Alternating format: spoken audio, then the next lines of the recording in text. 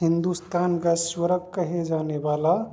जम्मू कश्मीर का बर्फीली पहाड़ियों का वो इलाका, ये हमारा वो पहलगाम है जहाँ अप्रैल, मई और जून के महीने में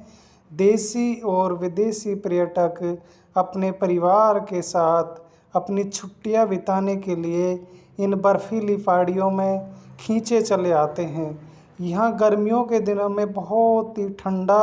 उन्हें महसूस होता है और ये एक तरीके से अगर देखा जाए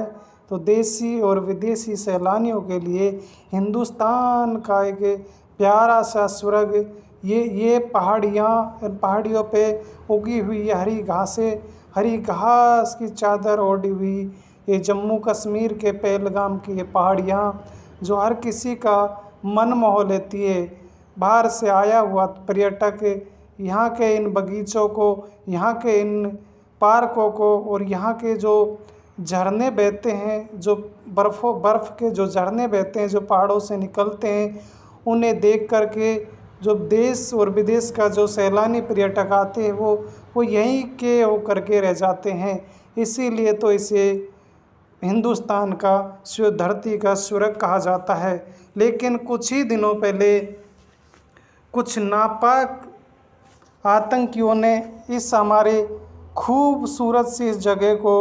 उन्होंने जो निशाना बनाया और जिस तरीके से हमारे 26 लोग मारे गए और 2 हमारे विदेशी जो मेहमान आते हैं, जो सैलानी आते हैं, वो मारे गए। और उन आतंकियों ने जो नापाक हरकत की है उसकी वजह से हमारे इस पहलगाम में अब ये पहलगाम बिल्कुल सुनसान हो गया है। जहाँ हमेशा चहल पहल रहा करती थी, गर्मियों के दिनों में यहाँ का नज़ारा देखने लायक होता था। यहाँ इस पहलगाम के अंदर देसी और विदेशी पर्यटक अपने परिवार के साथ छुट्टियां मनाने के लिए आते थे और वो